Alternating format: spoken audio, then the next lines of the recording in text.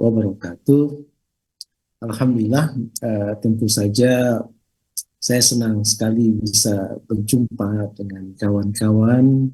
Di sini ada beberapa tokoh-tokoh yang nampaknya menjadi teman untuk senantiasa kita bisa berdiskusi gitu ya. Dan di sini hadir juga ada Prof. Fahmi Amhar, ada Prof. Refli Harun, ada apa namanya Pak Dr. Ahmad Sastra, kemudian juga hadir dalam konteks ini ada Prof. Hanif ya, dan juga kawan-kawan, teman-teman para akademisi, para intelektual yang hadir di ruang Zoom ini di seluruh Indonesia. Satu topik yang menarik kita bahas pada pagi hari ini itu adalah tentang menakar transisi, menata negeri begitu ya. Jadi kalau menggunakan istilah menakar itu nampaknya kita akan mencoba memprediksi kira-kira seperti apa sih takaran dari konteks transisi yang akan terjadi dari pemerintahan yang sebelumnya, yaitu Bapak Presiden Joko Widodo dalam periode 2014 sampai 2024 yang nanti akan berganti dengan Bapak Presiden Prabowo Subianto begitu ya. Tapi sekaligus kita juga akan mencoba untuk berbincang tentang bagaimana menata negeri kita ini ke depan. Dan ini semua kita lakukan tentu bukan semata-mata hanya sekedar ruang keinginan intelektual untuk berbincang, tetapi sebenarnya terkait erat dengan kira-kira kontribusi apa yang bisa kita lakukan di dalam memperbaiki dan meningkatkan kualitas masyarakat kita Indonesia yang kita cintai. Jadi dasar kita kemudian untuk berdiskusi pada pagi hari ini, ya, terutama di dalam konteks diskusi-diskusi yang kita lakukan di forum Dokter Muslim, itu semua adalah dasarnya kecintaan kita pada Indonesia kita, sebagai tanah air kita, sebagai negeri kita, yang insya Allah kita kemudian ingin hidup dalam sebuah masyarakat yang terbaik begitu ya.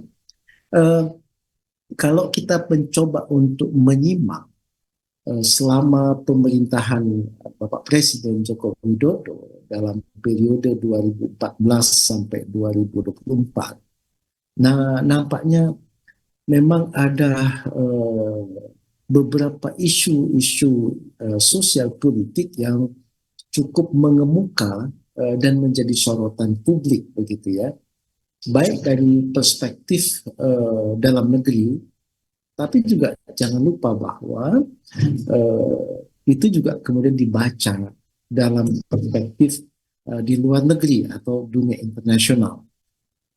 Kalau kemudian menyimak beberapa hasil kajian yang dilakukan oleh banyak kalangan, banyak pakar berdasarkan data tentu, maka beberapa indikator fundamental yang terjadi pada masa pemerintahan Bapak Presiden Joko Widodo, misalnya ada beberapa hal yang nampaknya menjadi catatan penting, seperti terkait dengan persoalan Human Development Index, begitu ya. Dan kalau kita lihat dari sisi aspek data menunjukkan bahwa Human Development Index kita, ya, Indonesia memang mengalami pertumbuhan, tetapi dalam beberapa aspek nampaknya terdapat tanda-tanda yang stagnasi ya, dan ada ketimpangan yang nampaknya perlu dibenahi untuk ke depan. Dan kalau kita lihat data dari Badan Pusat Statistik dan juga UNDP misalnya, Human Development Index kita pada per hari ini itu menjadi 72,8 begitu ya. Dan ini masih tergolong cukup rendah dibandingkan dengan negara-negara tetangga di kawasan Asia Tenggara seperti Malaysia dan Thailand misalnya. Jadi meski ada peningkatan, tetapi pertumbuhan ini tidak terlalu signifikan dibandingkan dengan standar regional, terutama terkait erat dengan akses pendidikan dan kesehatan yang belum merata di berbagai wilayah, terutama di kawasan Indonesia Timur. Kemudian yang kedua, yang juga cukup menonjol dalam kaitan dengan persoalan mencermati apa yang terjadi di masa periode Bapak Jokowi, maka kita bisa lihat terkait dengan ini yang banyak dipersoalkan terkait dengan indeks demokrasi Indonesia yang nampaknya mengalami penurunan cukup tajam, begitu ya.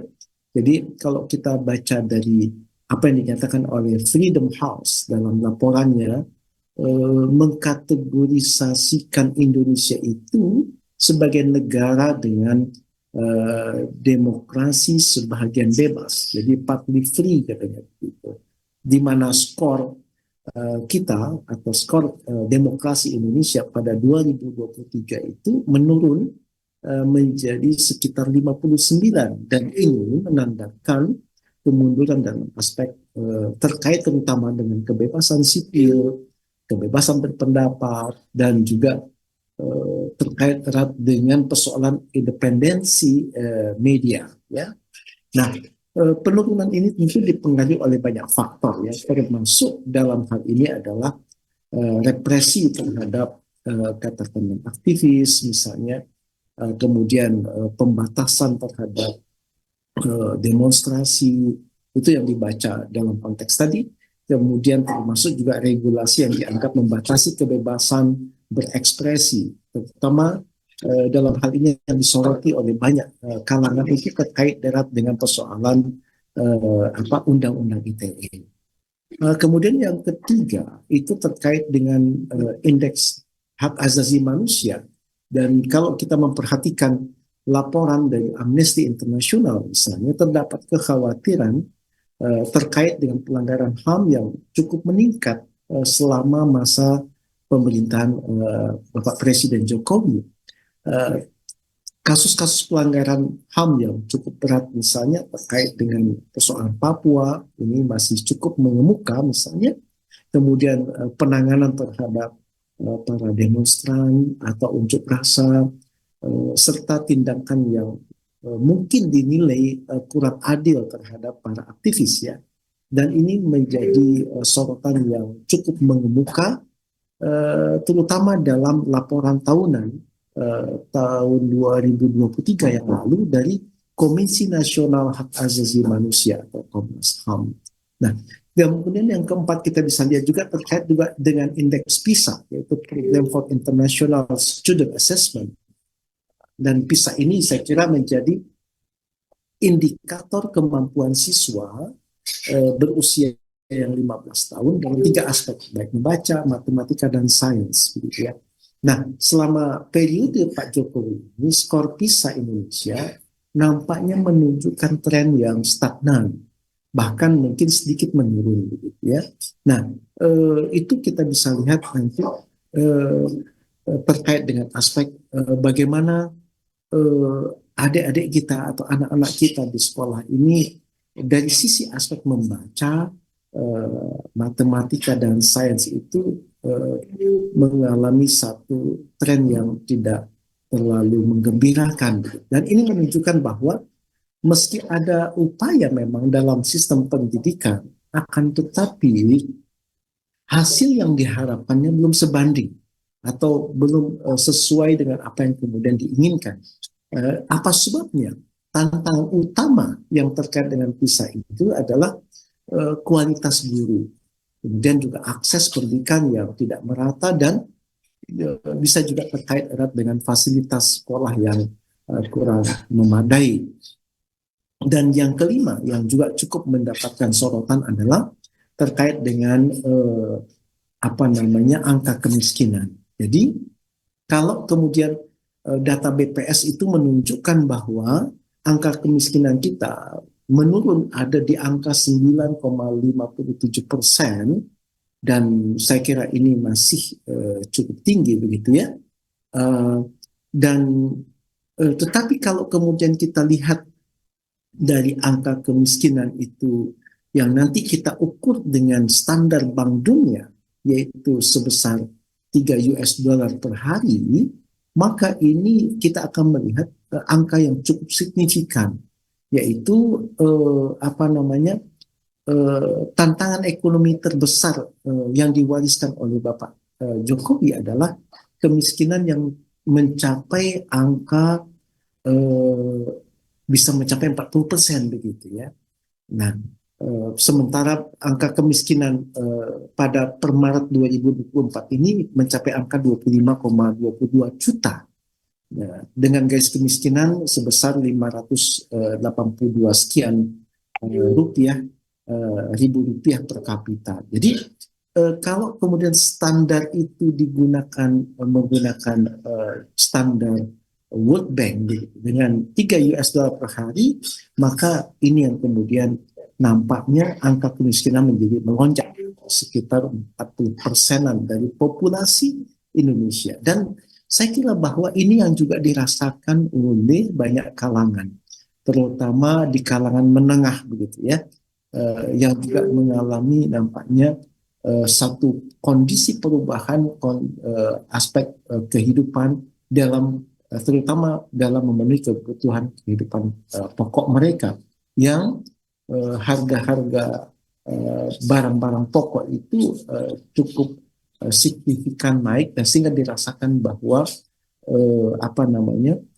ada persoalan-persoalan masalah ekonomi yang terkait dengan aspek ini. Jadi di samping tentu saja ada pengangguran, ada pajak yang meningkat, daya beli juga yang turun, kemudian serta dominasi sumber daya alam yang masih dikuasai oleh sebagian kecil saja, termasuk asing ya dalam hal ini. Dan ini tentu semakin memperberat beban ekonomi negara. Di samping tentu angka pengangguran yang juga kemudian masih cukup menjadi problem utama di dalam masyarakat kita. Nah, kalau kemudian hal yang seperti itu berdasarkan dengan data yang kemudian kita coba perhatikan, terus bagaimana solusi tentang masalah ini, begitu ya? Tentu saja kalau kemudian terkait dengan banyak hal tentu uh, apa sih yang menyebabkan aspek-aspek ini terjadi. Jadi kalau kemudian kita perhatikan beberapa aspek-aspek yang terkait dengan masalah ini, maka kita masih melihat perilaku-perilaku dari aparatur negara, dari pejabat negara, dari orang-orang yang diamanahi ini nampaknya belum memegang amanah kekuasaan itu dengan baik begitu. Tentu sebabnya apa? Karena kita masih bisa melihat bagaimana praktika abuse of power yang ditunjukkan di dalam arena kekuasaan yang terjadi, dan itu juga kemudian akan berkorelasi dengan persoalan-persoalan yang terkait dengan misalnya apa namanya eh, tingkat korupsi yang meluas di kalangan elit politik begitu. Padahal katanya kita merupakan negara demokrasi begitu. Tapi nampaknya demokrasi mengarahkan perilaku manusia ke arah perilaku yang tidak baik-baik saja begitu ya. Kenapa indikator korupsi yang meluas di kalangan elit politik tampak dengan jelas begitu. Dan kenapa sebabnya? Karena memang sekularisme itu menciptakan lingkungan yang memungkinkan untuk tumbuh suburnya praktika-praktika penyalahgunaan kekuasaan, abuse of power, atau terkait juga dengan apa namanya praktika korupsi di kalangan oknum-oknum elit politik. Hal itu terjadi kenapa? Karena memang politik uang atau money politics itu bisa kita lihat secara transparan di di arena pemilu atau nanti pilkada yang akan datang.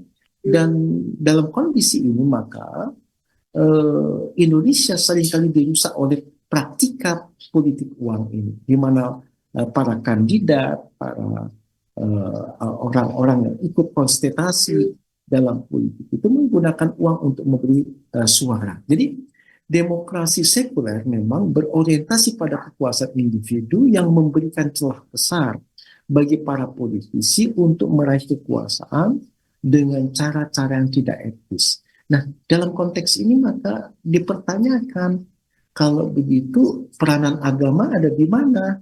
Atau peranan nilai-nilai yang mereka yakini di dalam nilai-nilai agama itu seperti apa?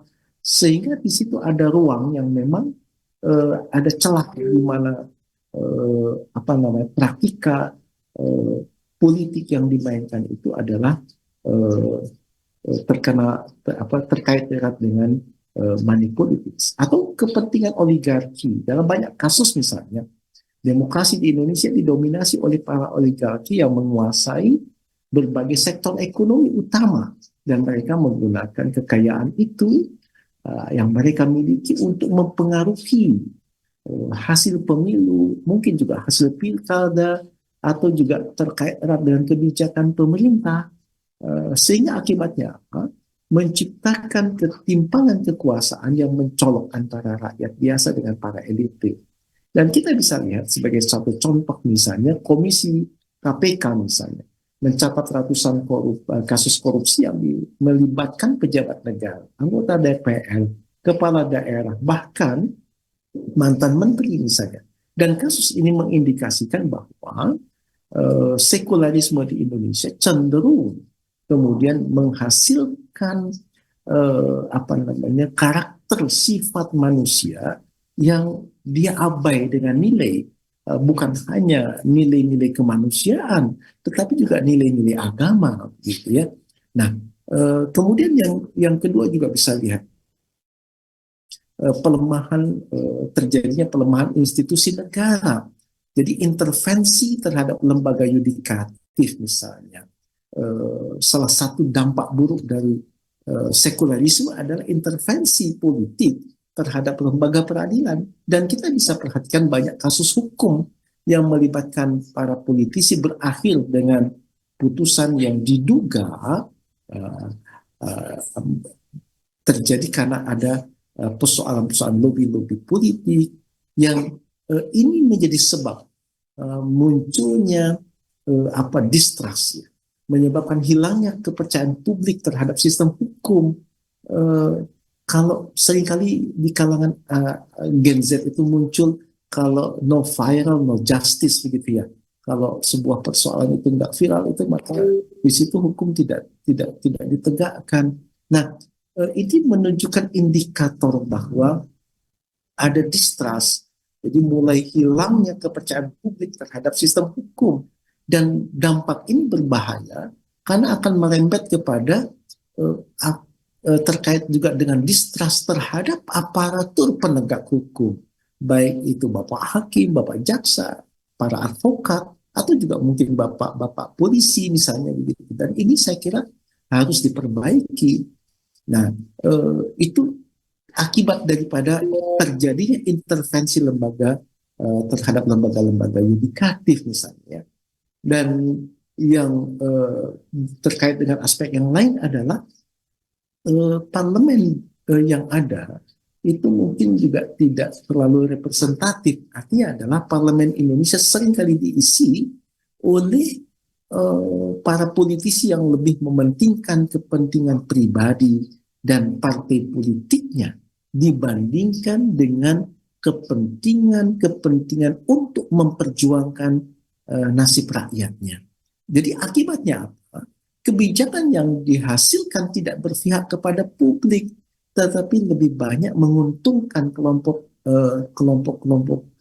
elit tertentu. Ya mungkin kita bisa lihat apa yang kemudian terkait dengan undang-undang Omnibus Law Cipta Kerja misalnya. Nah, ini salah satu di antara aspek-aspek yang seolah-olah parlemen itu tidak menjadi representasi dari apa yang kemudian terdapat di dalam keinginan rakyat. Nah, sementara katanya adagium demokrasi itu adalah Vox Populi, Vox Dei, suara rakyat adalah suara Tuhan, dari rakyat oleh rakyat dan untuk rakyat. Tapi realitas itu tidak tampak. Nah, inilah yang menunjukkan bahwa memang demokrasi itu lahir dari satu sistem yang terkait dengan ideologi sekularisme, dan ideologi sekularisme memang melahirkan satu praktika perilaku manusia yang dia abai dengan nilai, bukan hanya abai dengan nilai-nilai kemanusiaan, tapi bahkan abai dengan nilai-nilai agama misalnya, begitu ya.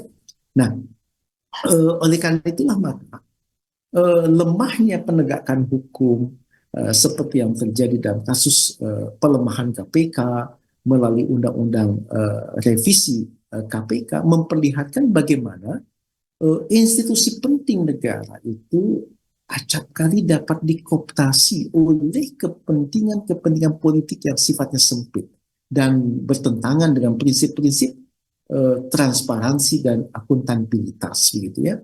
Nah, sehingga akibatnya maka merosotnya kepercayaan publik, dan dampak dari aspek itu adalah kita bisa lihat beberapa aspek yang muncul dalam masyarakat kita. Termasuk kemudian yang harus kita perhatikan terjadinya polarisasi sosial dan politik di dalam masyarakat kita. Jadi demokrasi sekular di Indonesia telah menyebabkan polarisasi sosial dan politik yang sangat tajam. Dan ini terlihat dalam beberapa aspek, terutama di polarisasi berbasis identitas, begitu ya. Dan saya kira politik identitas jadi salah satu ciri utama dari demokrasi sekuler di Indonesia, itu masih tampak dalam konteks ini, begitu. Nah, tetapi juga ini yang menjadi perdebatan politik identitas yang seperti apa yang dimaksudkan. Ya. Kemudian kita bisa lihat juga yang kedua adalah tentang sektarianisme. Gitu ya. Jadi ini menjadi aspek di mana polarisasi politik yang tajam melahirkan fragmentasi sosial yang berdampak pada relasi antar warga negara itu menjadi semakin renggang, bahkan menimbulkan potensi konflik horizontal yang berkepanjangan. Tentu kita masih ingat peristiwa politik 2019 tentang cebong dan kampret yang pada hari ini masih belum sembuh persoalan itu, gitu ya. Itu kan sangat jelas sekali tampak di dalam ruang masyarakat kita. Dan yang mungkin yang terakhir adalah satu kondisi munculnya pemimpin yang populis dan mungkin cenderung oportunis.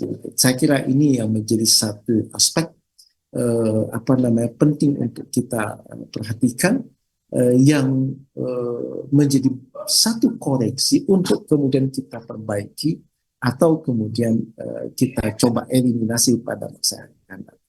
Saya kira itu beberapa pokok-pokok pikiran yang saya ingin sampaikan pada kesempatan pagi hari ini. Mudah-mudahan ini bisa menjadi bahan diskusi kita yang cukup hangat pada pagi hari ini untuk Indonesia yang kita cintai, dan insya Allah saya kira bahwa kita selalu optimis untuk menjadikan Indonesia ini ke depan menjadi satu negeri yang seringkali dalam bahasa agama itu disebut baldatun thayyibatun wa rabbun ghafur. Terima kasih. Assalamualaikum warahmatullahi wabarakatuh.